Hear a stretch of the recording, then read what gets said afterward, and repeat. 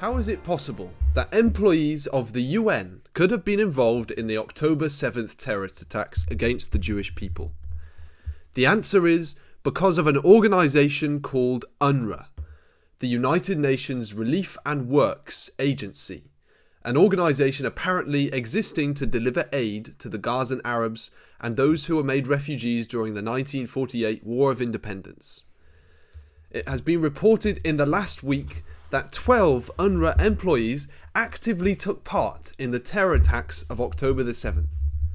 The Jerusalem Post reported that UNRWA teachers wrote messages in support of Hamas's massacre on October the 7th, calling the Hamas infiltrators heroes. They shared images of dead or captured Israelis. They called for the execution of hostages. One teacher even urged Gazan civilians not to move out of harm's way following IDF warnings and instead become human shields. Since the IDF began their ground operation in Gaza, they found Hamas's military equipment hidden in UNRWA schools. The IDF also discovered Hamas military ballistic vests hidden in UNRWA bags in a medical clinic in Gaza. One of the hostages released from Gaza revealed that he was held for nearly 50 days in an attic by a teacher from UNRWA. A Gazan resident told the IDF in a published recording that Hamas has control over UNRWA, which is how the terror group has been stealing all the supplies. He said, quote, "Hamas has their hands on UNRWA administration workers and it manages UNRWA," he alleged. Quote, "From the day that Hamas rose to power, they took control of everything," end quote.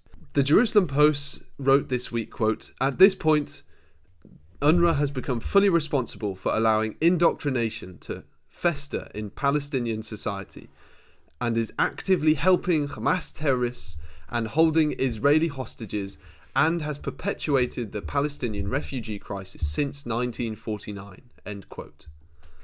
Anti-Semitism in UNRWA has been well known for years, but this is the first time that this fact has been recognised by governments such as the US and UK, resulting in cuts to its funding.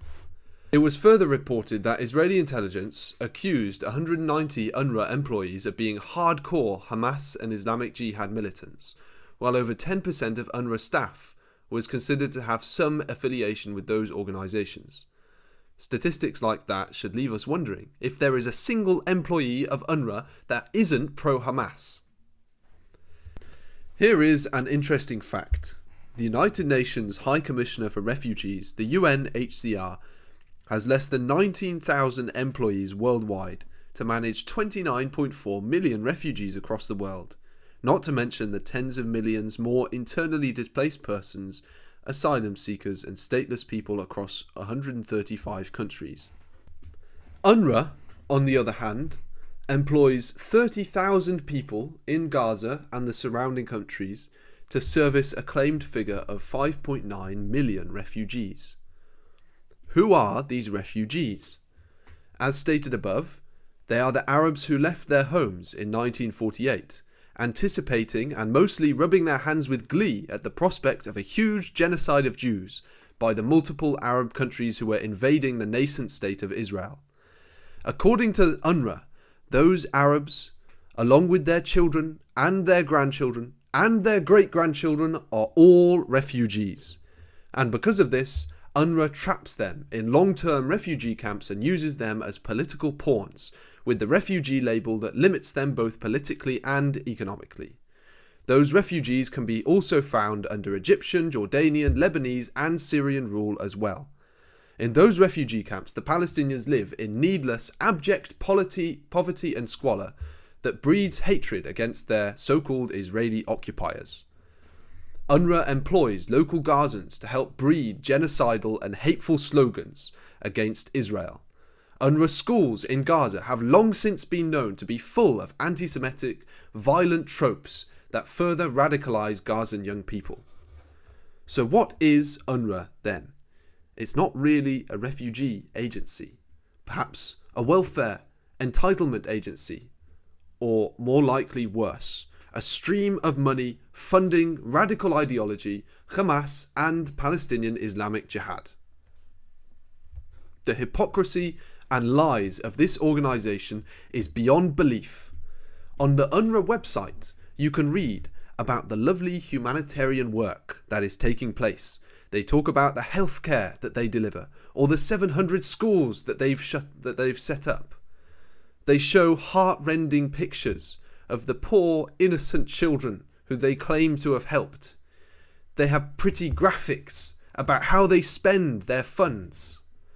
What they fail to mention is that they have direct links to Hamas, that some of their employees are literally terrorists, and nearly all the rest of them terrorist sympathisers. They fail to mention that their schools are hotbeds for terrorist propaganda, that they take advantage of innocent children in Gaza to further the Hamas political aims. And they fail to mention that they directly contributed to the October 7th attacks. UNRWA is yet another example of the anti-Semitism that has been demonstrated time and again by the United Nations. Joe Biden funneled a staggering $1 billion to UNRWA since 2021, after the previous Trump administration cut ties with UNRWA due to these very concerns. And this means that the US indirectly helped to fund the October 7th attacks. UNRWA's corruption was obvious long before October the 7th and long before this week. It's a minor miracle that it's taken the world this long to wake up to it. The irony is that since October the 7th, the world has been lecturing and patronising Israel about allowing aid into Gaza. Israel have done what they can to allow aid in, but continually warned that this will go straight to Hamas. This objection has largely been ignored by the world, or judged to be pitiable excuses. And suddenly, in the last week, the nations have woken up to UNRWA's true colours, leading many nations to cut funding to this organisation. But imagine if Israel had done as the world had suggested in the past few months. They would have funneled more money and resources straight into the arms of Hamas. But there has been no apology from the nations who previously pressured Israel to fund their enemies. There has been no acknowledgement that Israel were right all along. Political leaders have bigger things to worry about, it seems. Israel had to stand alone, acting on blatantly obvious information that the rest of the world chose to ignore until this week. UNRWA have released a statement on the 31st of January following the cut to their aid. And they say, quote, "We are deeply concerned and outraged that some of the largest donors have united to suspend funding for the UNRWA. The population in Gaza faces starvation, looming famine, and an outbreak of disease under Israel's continued indiscriminate bombardment and the deliberate deprivation of aid in Gaza." End quote. Here is a UN organisation that is supposed to be apolitical, purely providing aid, not taking sides. Israel have virtually the least indiscriminate military targeting systems in the world. There is no indiscriminate bombardment in Gaza. And what is more, UNRWA is using famine and starvation and the terrible plight of the Gazan population as a pawn to restore aid. And this is after they have mercilessly sacrificed hundreds of thousands of Gazan young people, corrupting them to believe lies in order to serve greater political aims. The real losers of this situation are any Gazan civilians who may happen to be innocent, who want to be rid of Hamas. Not only do they live in a bloodthirsty and corrupt society, poisoned by anti-Semitic propaganda, not only do they live under a corrupt leadership, horrifically now, their main aid organisation, who they rely on, is also corrupt. This is the awful situation brought about by Hamas in Gaza, with more than a little help from UNRWA.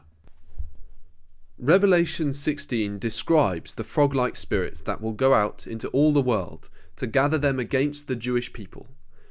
Those frog-like spirits that result in anti-Semitism have often been associated with the spirit of humanism that arose during the French Revolution. The Declaration of the Rights of Man and the Citizen, created during the French Revolution, was incorporated fully into the Universal Declaration of Human Rights, one of the core documents of the UN. As the UN embodies the frog-like spirits of humanism, it has also become one of the most anti-Semitic organisations in the world. In the past, they have made statements such as, quote, "Zionism is racism," a resolution that denies the right of the State of Israel to exist. We are living in times where Jew hatred has reached terrifying heights.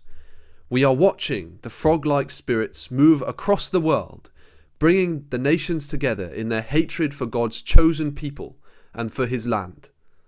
According to the 6th vial in Revelation 16, this can only lead to one thing: the return of Christ and Armageddon. Join us next week for another edition of Bible in the News. This has been Daniel Blackburn joining you.